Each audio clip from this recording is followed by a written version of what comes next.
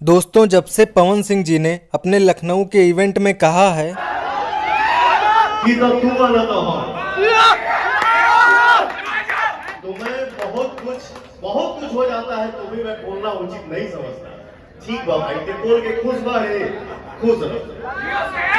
मेरा कहना ये है कि बोलना है बेटा तो या तो मेरे सामने तुम आ जाओ, नहीं तो बोलो हम तुम्हारे सामने आ जाए। लोगों को लगने लगा कि खेसारी लाल यादव डर गए हैं। फेक न्यूज बनाने लगे कि डर की वजह से खेसारी लाल यादव ने रिप्लाई नहीं दिया पवन सिंह को। लेकिन सच बात तो ये है कि खेसारी लाल यादव इस समय अपनी फिल्म श्री 420 की शूटिंग में बिजी हैं, इसलिए वो विरोधियों का जवाब नहीं दे पा रहे हैं। वो समझ चुके हैं कि अब बातों से जवाब देकर कोई फायदा नहीं, जवाब देना है तो काम से जवाब देंगे। खेसारी जी को कुछ ऐसा काम करना पड़ेगा कि उन्हें खुद से न कहना पड़े कि मैं बड़ा सुपरस्टार, बल्कि लोग ये बात कहें कि खेसारी लाल यादव बड़े सुपरस्टार।